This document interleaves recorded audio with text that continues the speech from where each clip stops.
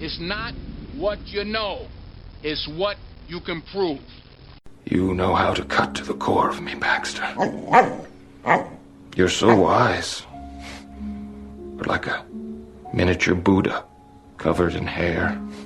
I want to become a guru so girls will like me. Then I will like myself. Now, before we do this, let's go over the ground rules. Rule number 1. No touching of the hair or face. Of course. And that's it! Now let's do this! Are you not entertained? Are you not entertained? Is this not why you are here? Good day, everyone. I hope everybody out there in quarantine land is staying safe and healthy during these difficult times. I wanted to share an interview that I did recently where I was on the other side of the mic with the GBN Getting Better podcast hosted by Dean Kandle. Dean is an outstanding golf professional from the Philadelphia area and asked some great questions about my career that for those who follow me may or may not know the answer to and know about me. We also highlight the fact that I will be hosting the Instructors Division podcast, formerly similar to the Proponent Group, and now GBN will be taking that over coming this summer, called Coaching Better Now, so stay tuned for that. But for now, I hope you enjoyed my conversation with Dean. Stay positive out there, folks. Stay sheltered if possible, and stay healthy. And we will get through this together. I promise. I think if you're not willing to do it for free, and not that, I mean, you want to make money, obviously, but I think if you're going into a project, it'd be just like if I was going to the podcast going, I want to get rich. This is going to be my side hustle. I don't think it would be as successful as it is now. And I think that's the same way when you're choosing that job, you have to sort of reverse engineer it and say, if I build the skills, if I enjoy what I'm doing, if I'm passionate about learning more about this part of the business, then the money will follow.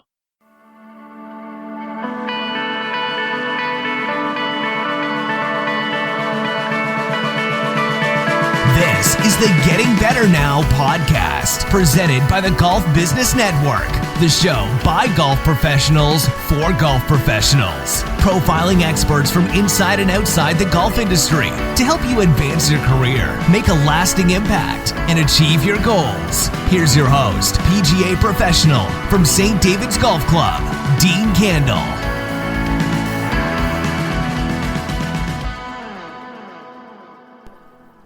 It's not often that I get to speak to another golf professional that's producing his own podcast.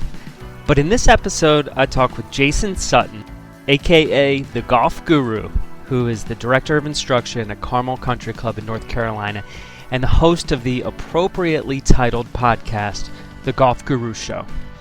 But long before Jason was putting out 90-plus episodes of his show, he was building a following online and developing his own brand, which, as we talk about, has paid major dividends in his career. He's a personal development junkie, and as we walk through his story, we find out how his commitment to learning and growing inside and outside of golf has led him to the successful spot that he's in right now, as one of the top-rated teachers in not only North Carolina, but in the entire country.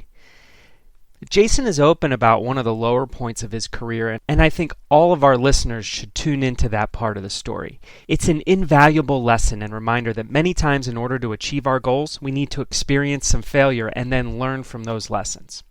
Jason loves to mentor young coaches, and we get into how you would know if you're meant to be a full-time coach and what all young coaches should do first if they want to get better.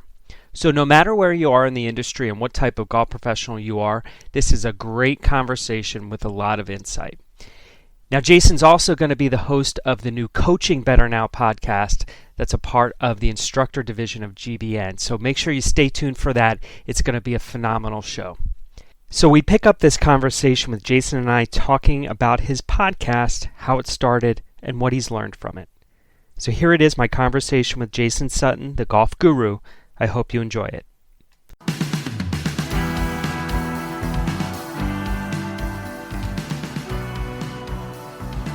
Yeah, so what's been the coolest thing about the podcast for you? Just being able to connect with a lot of my friends and then new friends, right? So it's, it's cool to think that they would want to come on the show because of some of the recognition that's starting to gain some traction, and I'm getting invites from people that say they want to come on, right? So it's like everybody asks me, how do I book guests? I'm like, I hardly have to. Like there's so many people asking to want to come on, which is really cool. But that's part of it. I mean, it's a lot of stuff. I mean, it's allowed me to, I think, improve my skills in communication, my skills in listening, my skills in doing research. I mean, I've learned how to edit.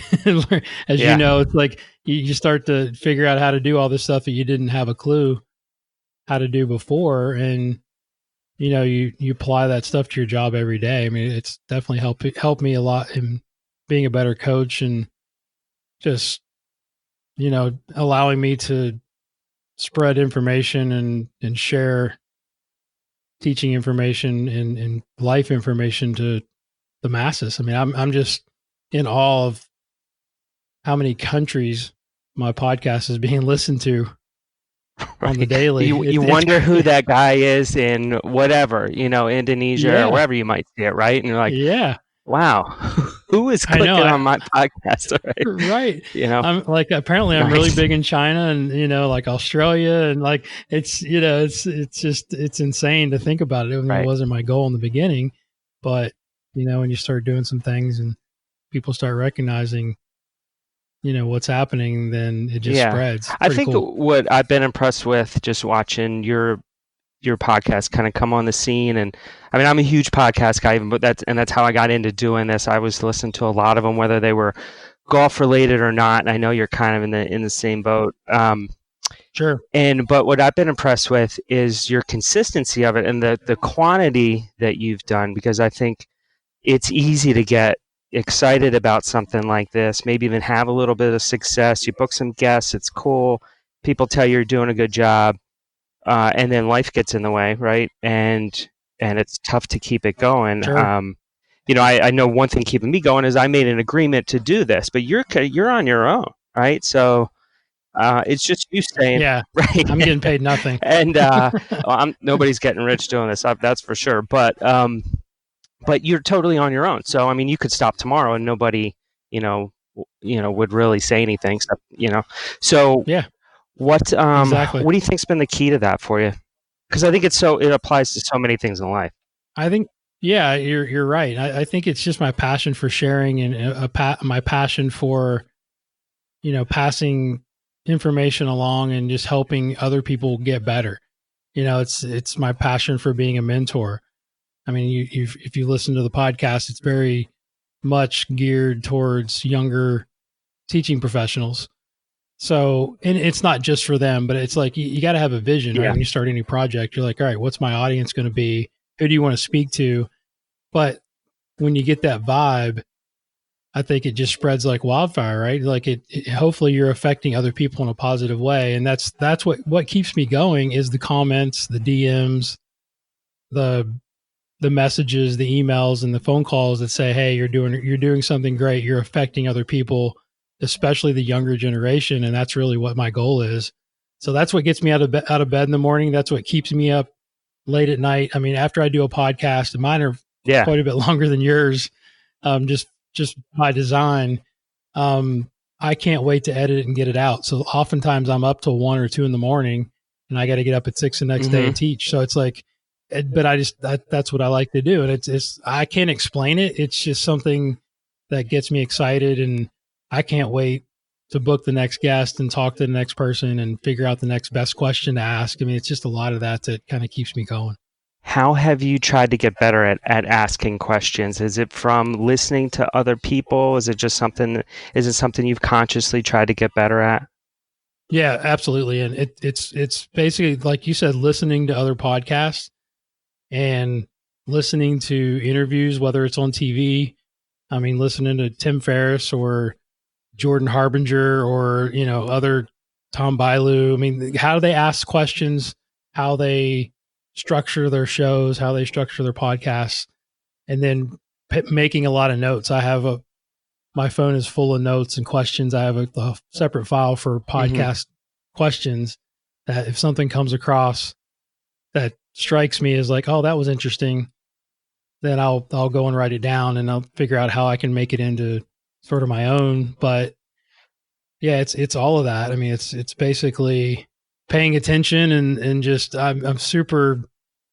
It's like you listen to podcasts now. It's like when I used to listen to CDs before. It's not just about the information, but it's also about the delivery and how certain questions are asked. I think that any of us that do this are we're selfish in wanting to gain information ourselves. And I think I have kind of some similar questions that I want to ask everybody, right? So what's one or two things that you're always looking to get from anybody that comes on the show? Well, I mean, my show is basically a combination of teaching information and then also what I call personal development or life skills or daily habits that all high performers sort of encompass, right? So I'm really curious about somebody's failures, because I think that's a big part of why most successful people succeed, because of the overcoming adversity. So that's one of the big questions that I always ask.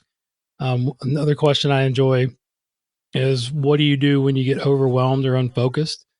You know, how do you deal with stress? I think that's a really cool question to ask people.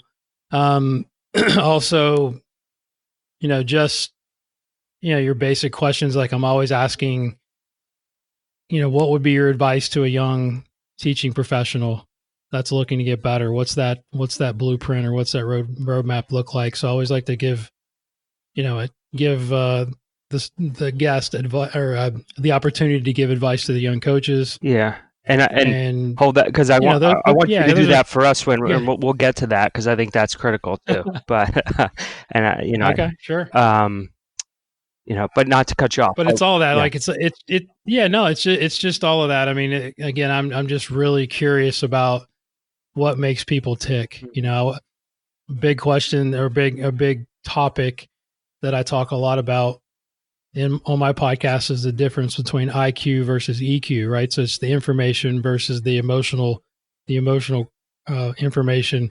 And that is what I think creates a good coach or a good leader. It doesn't matter really what profession you're in. And that's really where I've tried to take my podcast is I want somebody that tunes in that's in another field of study to say, hey, I can actually get something out of this. And I'm not even teaching golf. It's just basically makes it a little bit more broad. Right. And I think I share that same view with you about the EQ versus IQ. And, you could have easily gone in and done another golf instruction podcast. And I'm sure people give you plenty of questions of that. And I know it comes up, right?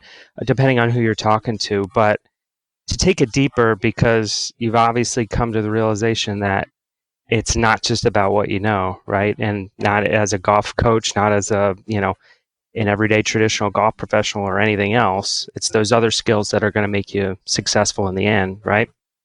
Absolutely. Yeah, it's about the bedside manner, the reading the body language, the building the relationships. I mean, that's the stuff that I think separates the good coaches from the great coaches. So you touched on failure, and I've heard you talk about this. You've been kind of, pretty open about failures that have happened in your career. I mean, you're enjoying, you're at a really successful point in your career right now, but it hasn't always been that way. And I think your backstory is a good one for this audience. We have a lot of guys and girls that are in traditional roles as golf professionals. And that was you at one point and in your career, early in your career, right? And it didn't go all that well, right? And that's you point to that as one of the failures that was a big learning lesson. So let's dive into that a little bit deeper and let us know what happened. Okay. Yeah, I'm probably a good distance away from it now that it doesn't hurt me enough to tell you that I did got let go a few times.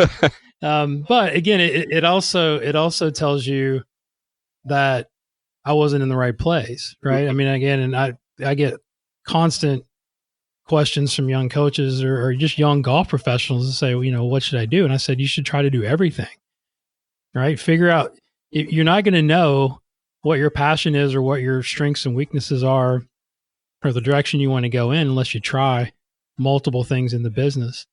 Right. So I was agreed. Yeah, I was the typical young professional coming up.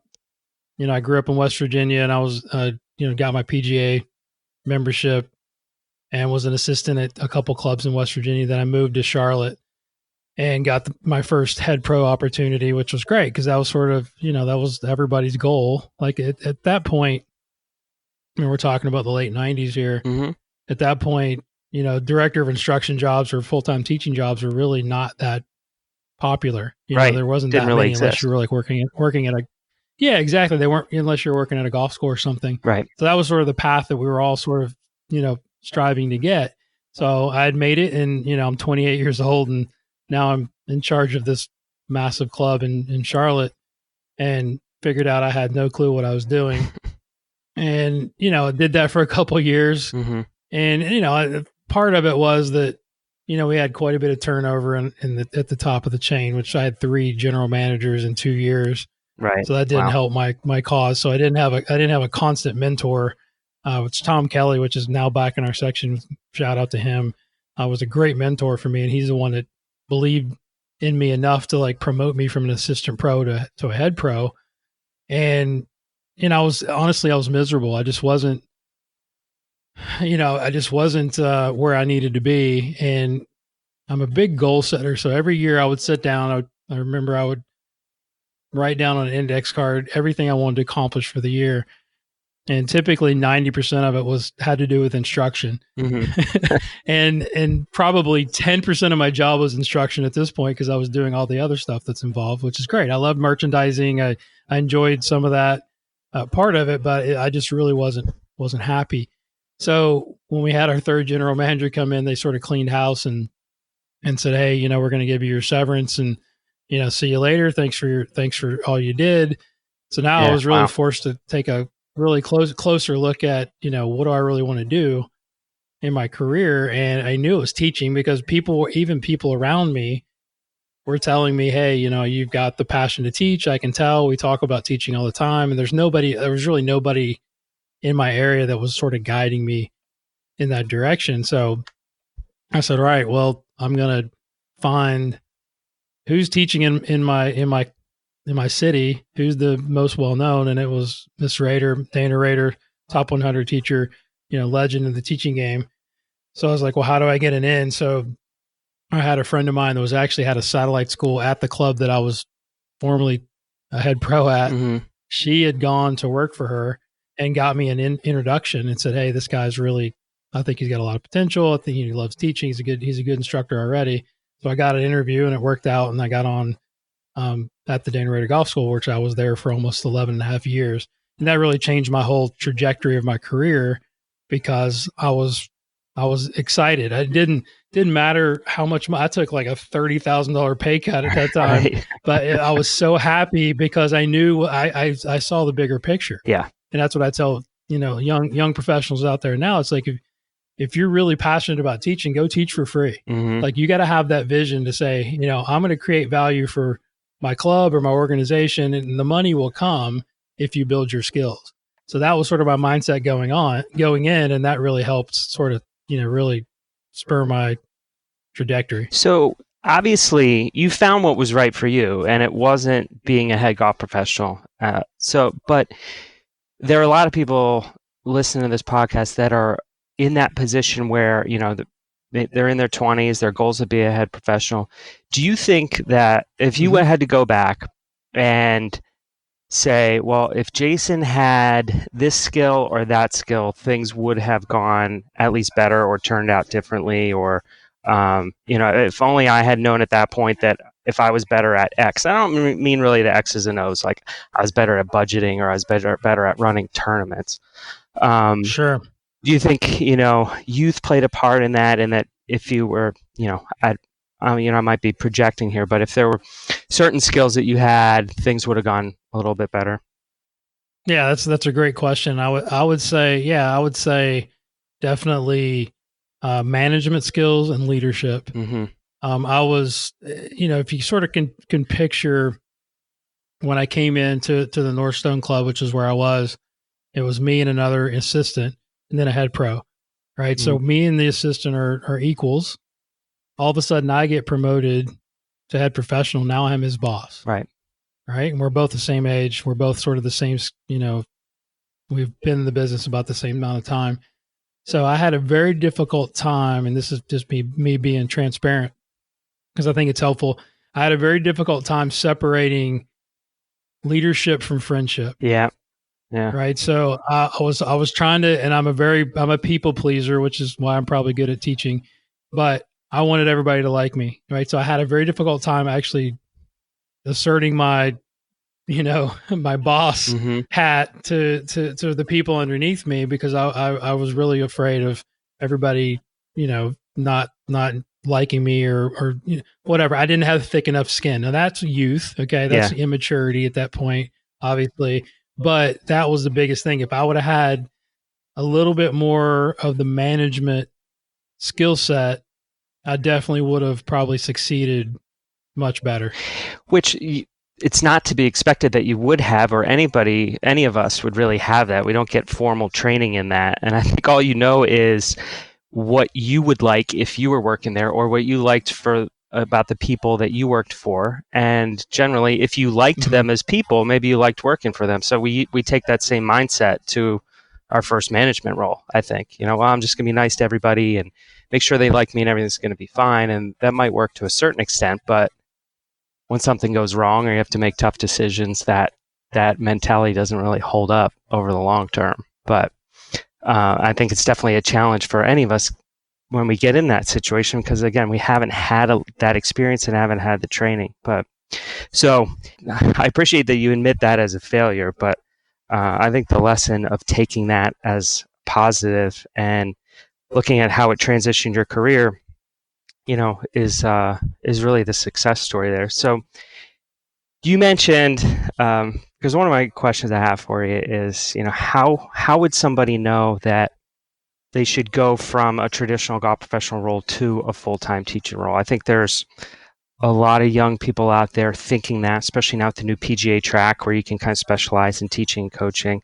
I think there's maybe some more potential there to make some more money generally quicker in this business through teaching potentially. But so for young people out there, how do they know that this is right for them? You mentioned teaching for free. Is that the litmus test? If you're not willing to do it for free, then you're not, it's not for you? I think that's part of it. That's a great question. I'm thinking about the answer that I would give, because I don't know that I've ever had that question asked to me that way. Mm-hmm. But yeah, I think it's just like the podcast, right? I think if you're not willing to do it for free, and not that, you want to make money, obviously, but I think if you're going into a project, it'd be just like if I was going to the podcast going, I want to get rich. This is going to be my side hustle. I don't think it would be as successful as it is now. And I think that's the same way when you're choosing that job. You have to sort of reverse engineer it and say, if I build the skills, if I enjoy what I'm doing, if I'm passionate about learning more about this part of the business, then the money will follow. Mm-hmm. It's just the way it is, right? It's kind of the law of attractiveness. It's just, it's going to happen, but you can't go into it with the mindset that I just want to make more money. Even though I think you've got a great point there. I think a lot of assistants do that, right? They're not making enough. They're not making what they think they should make. And they think, well, if I just give some more lessons, then, that could boost my income. Mm-hmm. But us full-time teaching professionals that work our tails off to study and do all and get all the information and give all the thousands of lessons that we give, we sort of take exception to that, because we don't want the teaching business to be watered down with average teachers that don't really want to get better. Does that make sense? Yeah. Yeah. It's like, but it's easy to do, because I was there. When I was a head pro and I was only able to give 3 or 4 lessons a day after I was doing everything else, there's no way I could be the teaching pro that I am now, right? Because I just didn't have the time. right? It's just it's a time deal. Yeah, I mean I had a point in my career where I thought I might want just maybe for about a 2-year span that I thought I might want to get into coaching more, and so I just started doing it as much as possible at the club. And I'm at for our region, a busy private club, and had a lot of other stuff going on. But I said, I'm going to do this as much as I can. I'm going to run a bunch of different programs, and I'm going to really dive into this. And I dove into all the educational pieces of it too. And I grinded it out for a season and a half, and of just really ramping. I tripled my teaching, and that was the test for me that told me I can't. Yeah, you'll do this. figure it out. That was my next thing. Yeah, it was like the time spent on your feet in the hot sun. Yeah, putting sunscreen on and big hats and it's not for everybody. Nope. Like, it looks awesome. It looks glamorous when you start seeing some of the top coaches, and I'm like, go stand out on the tee for 10 hours in the hot sun on your feet, and really getting after it. I'm talking, I'm moving around a lot during the day. I'm not sitting in a chair. I've rarely sit, and do that for a season and see how you feel. If you still love it, then maybe you got a chance. Right. If not, then it's probably not for you.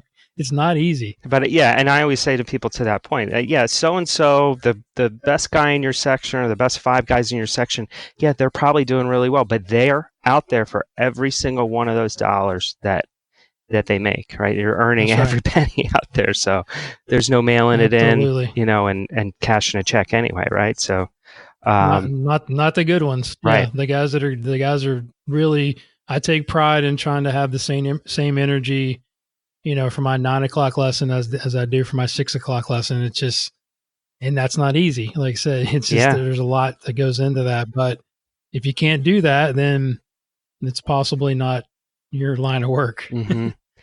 You made me think about Gary Vee there when you were talking about doing it for the passion first and getting out and doing it, and the money comes later. And that's certainly something that he preaches. I know you're a big Gary Vee guy. Absolutely huge influence on me. Yeah, he's the one that kind of got me into social media and really gave me the blueprint when I read Crush It, in 2009. I mean, that really gave me some good insight in finding him on, when YouTube was just very young, when he started his Wine Library TV show. Yeah. I was like, why can't I do this for golf? So I started my own golf show on YouTube long before it was even popular. I give you credit. I was watching that, just trying to find a cheap Cabernet that tasted really good. So I didn't think about having my own show. There you go. I like that too. I like to drink a little wine. So,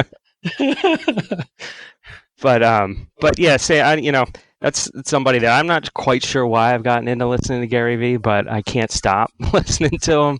And he's addictive. Yes. Yeah. But you can apply it, across all kinds of businesses, and in this day and age, when it gets down to what he's preaching, he's really talking about building your brand and how important that is in 2020, and also how easy it is in 2020. So, talk a little bit about that to us, and what's that process been for you? You've obviously been committed to it. You're going back to your YouTube show, and building your brand. What's that meant to your career?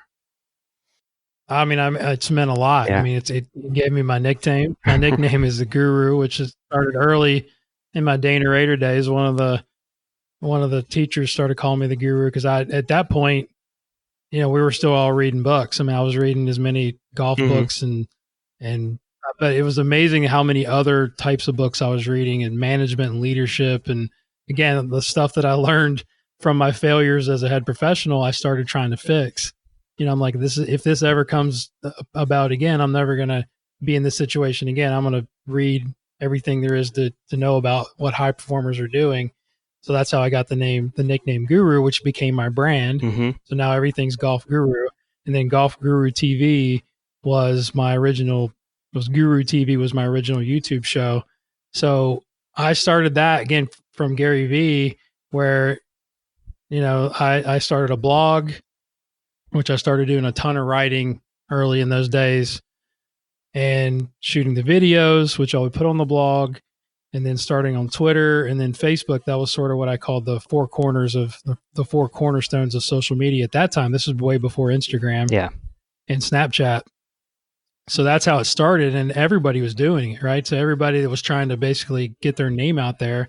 So at that point, I was just trying to drive business to my lesson tee, which it worked really well. But also, I didn't realize I was actually creating my own personal brand. So by the time I left Dana's, and then now my vision is changed since I'm at a private club. I'm really not trying to drive business to my lesson tee unless it's Tiger Woods or, some professional that wants to come work with me, or a good college player that wants to turn pro. I'm just trying to share information with other coaches, but it's also allowed me to share what I'm doing on a daily basis with my members, because so many of my members follow me on social. They listen to the podcast. So, I'm putting myself out there, which I'm not afraid to do. I'm authentic. I am who I am. So I'm basically just building my brand that way. And I try to teach my guys that work for me. I'm like, look, you're your own brand. I mean, you're under the Carmel umbrella, but ultimately you've got to build your own brand, because that next step is going to be very, very important. So we can deep dive into whatever you want, but it's been a very important part of my career for sure. Social media has allowed me to build relationships that I never could have built otherwise. I mean, I've got some of my best friends that I've met on Twitter that now we connect at the PGA show. We do golf schools together. We visit each other. We hang out. So it's like, that's been life-changing. And if I would have never participated in that, like a lot of people do nowadays, my life would not be as complete as it is now, for sure. Well, what I like about what you said there, though, back to, these days, what you're putting out there is not about filling up your lesson book. It's about adding value to the people that are following you, and just putting, as much information as you can out there to help people, whether it's golfers or other coaches, right? But you're seeing, I think you'd probably say to anybody, if you do that, you're going to see the results is that your lesson book's going to fill anyway, right? Because people can see the opposite. Absolutely. Yeah. Yeah. And like I said, I don't take too many non-members, but I'm definitely I get a lot more DMs than I probably need to get for people that want to come work with them. Yeah. But more importantly is I get a lot of shadow opportunities. Like I'm probably the most shadowed coach in the country, I think, because I offer that to young coaches. I say, I tell people that I'm available. So I'm happy I'm honored when other coaches come to watch me teach. I just had a guy just a couple of days ago come to watch me from the UK. I mean, like, how cool is that? Like, he spent 2 days with me. Yeah, right. Because he heard the podcast. He kind of watched me on social. And he's like, I got to meet this guy. I had one guy from China come and spend a week with me. Wow. Because he heard the podcast. It's just stuff like that. That makes me really excited to keep doing what I'm doing. So I think you'd probably say then to any young coach, like, go shadow great teachers, find the best guys around, or, and go shadow them. I think we all know that. It probably doesn't happen as much as it should. It's an easy thing to do. But for a young guy or a girl that does go do that, what's the way to be a good shadower when you're doing that? I think that's probably something that keeps people from trying to do it. Yeah, I think that they probably are worried that the coach will say no, which, there may still be a few out there that might do that, but then you just move on. Yeah, exactly. You hope not, right? You hope they were past, the information hoarding era, but I think, there's still some people out there that might charge you or whatever. I don't charge anything, right? Yeah. I even take them to lunch. Yeah. Sometimes if I know them well enough, I'll have them stay at the house. And that's the thing, when they come and shadow me, I want to give them the best of my time. Like, I want to spend as much time as I can with them, because again, I think it's important. So I would say, you don't have to do this, but I've gotten like formal resumes to like ask me to shadow. Like, that's cool. But like, a DM is fine. If I'm pretty easy to find on social. Yeah. That's okay. And then just coordinate it with the coach, and then basically just stay out of the way. Right? That's the biggest thing I can tell a young coach, or if you're going to go shadow, is make sure I've got two sort of areas that I call it my teaching bubble. Just don't get in my teaching bubble, and then don't say anything during the lesson. But a lot of times I'll try to include the coaches in the lesson, depending on the student. If they're comfortable with it, I'll tell them, hey, this is why I did this. I'll sort of give them a little idea. If not, then just stay back, take notes. It's very offensive for a coach to come watch another coach and not take notes and then not ask questions. Mm-hmm. I think that's almost just that's a wasted trip. So take notes and then take pictures, show it. I mean, I think it's flattering when they show you on social. Yeah. You'll go look at my Instagram. You'll see the guy from the UK, like he did a cool little montage of like what we did. And I mean, that's flattering. That's nice. Just pay respect. Right. Mm-hmm. And again, just to have your questions ready for that teacher or that coach. And, typically, you're going to get the most out of it. And the other thing I would say is, it's also, if they have time in their schedule, is take a lesson from that coach as well. Like put yourself in the student's role as well as being an observer, and you'll get, I think, the maximum amount of your time. Is that number one in what a young coach should do in order to get better, or is there something you think takes priority 100%. over that? Yeah. No, I think that's the best way. Mm-hmm. I mean, like you said, they get.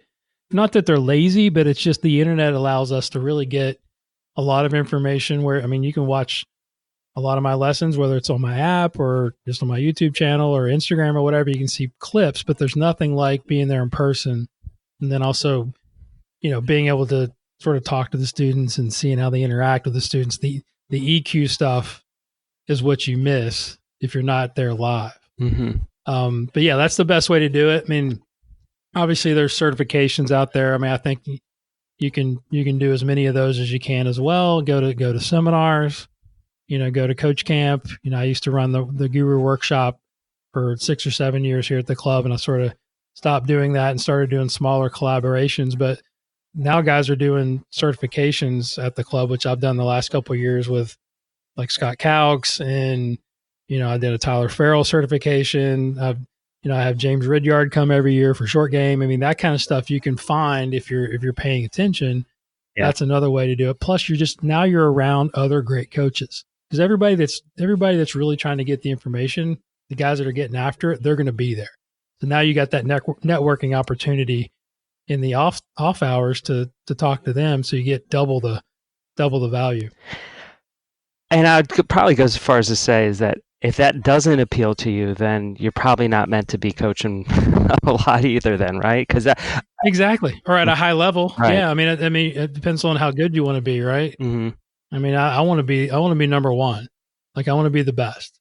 And I've told that several times on my podcast, and that, like, I'm not going to stop.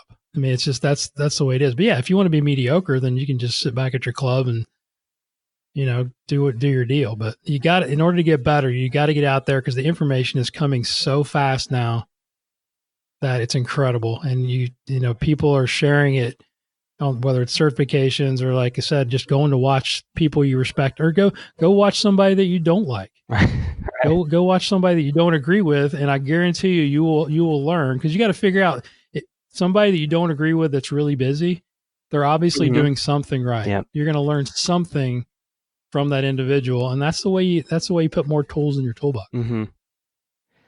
So I had seen, I guess at some point I got on your email list. I was following you a little bit, and you put this email out that stuck out to me a couple of years ago. It was the one that when I first kind of really started paying attention to, because you did this this mock Tim Ferriss interview and put it out in an email. Oh, yeah.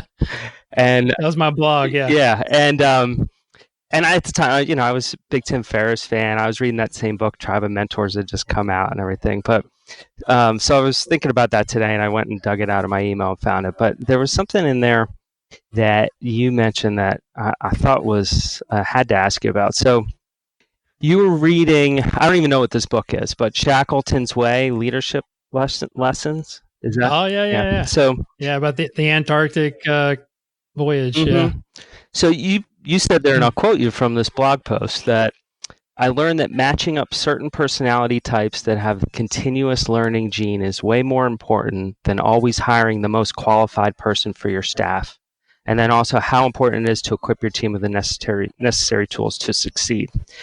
So what jumped out to me there because hiring and employment is such a hot topic right now. The obviously everywhere the unemployment rate's low, and we're seeing a lot of competition for clubs trying to hire people. But this statement about matching up certain personality types that have this continuous learning gene is more important than hiring the most qualified person. Do you still believe that? And how'd you come to that kind of conclusion?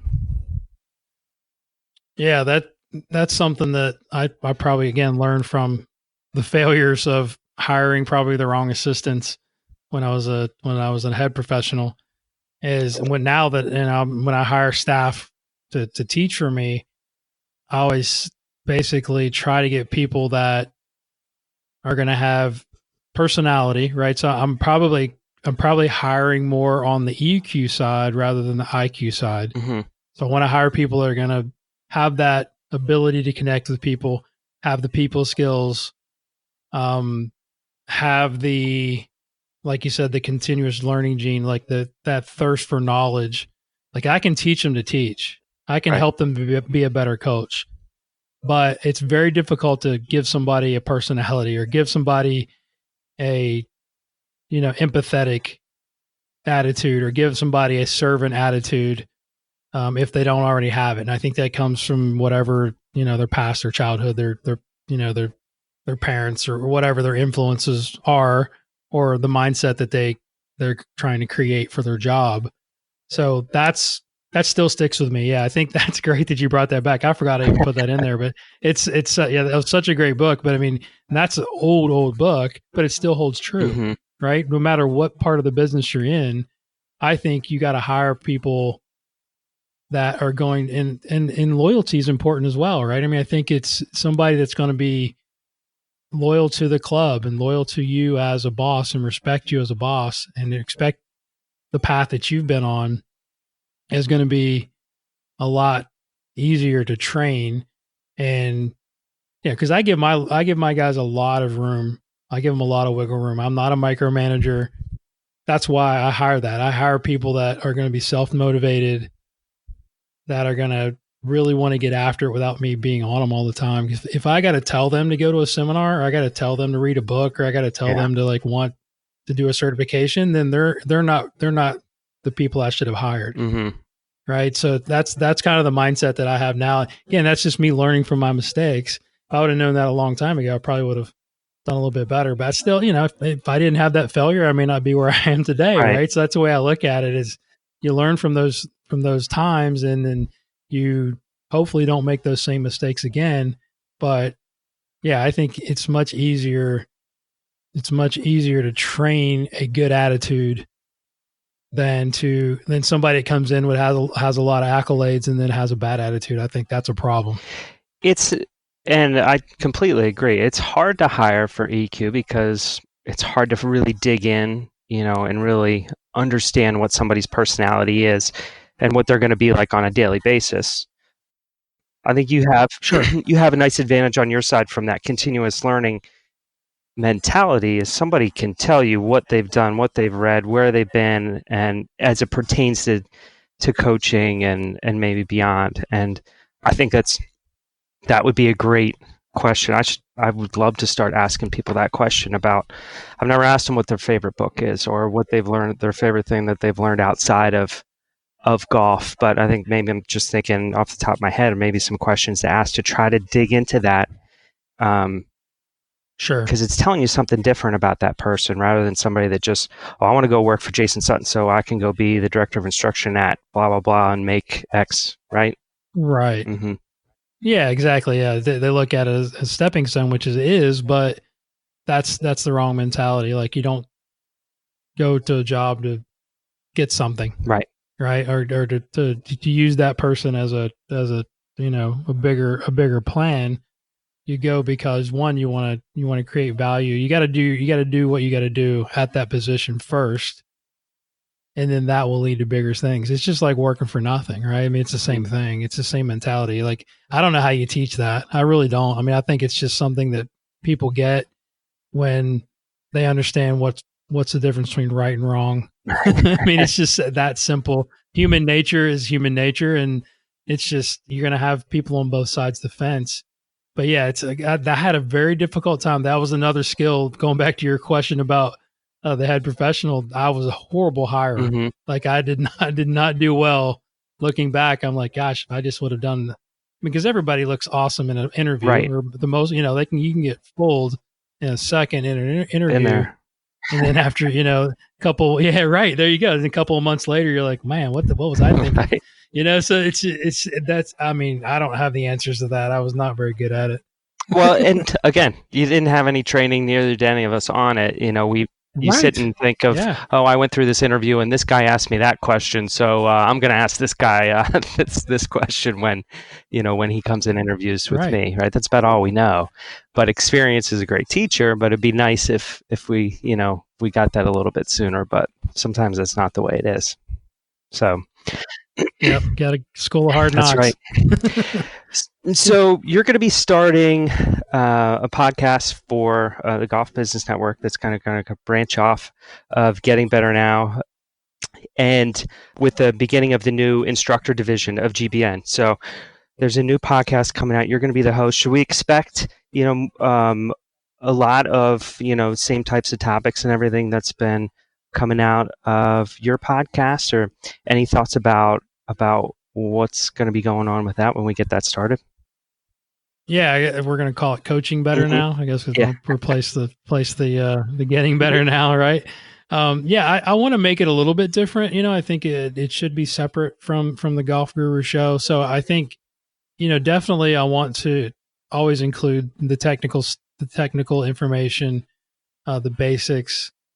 But what I'm thinking, this is just off the top of my head, and something I've been thinking a lot about before we start this podcast, is thinking about more of the business side of teaching as well, right? How do you drive business? Programming, I think, should be a very big part of it.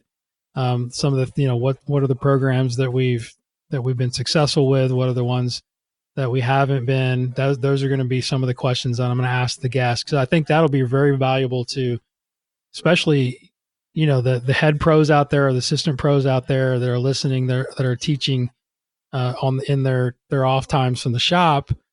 How are they getting the most out of their teaching? How, I think I'm going to gear it very much towards that demographic in that part of the business, because I think that could be super helpful. But I mean, I got to be me, right? So I'm going to have that sort of personal development vibe in there as well, and share as much as I can. But they're going to get to hear a lot of the same guests that have been on the Golf Guru Show, which I think is going to be super cool. Definitely. Listen, keep promoting the personal development stuff, because I think I know for me, that's how I got into doing this now. And, the more I listen to you talk and just throw out names and people that you've been listening to and reading, it's like, oh yeah, I've read that, I've heard that, I've listened to that guy. And I never really thought of myself as into personal development, but, put in that context, I certainly am. And to me, it's been out of a need. Like, hey, I need to be a better manager. I need to be a better leader.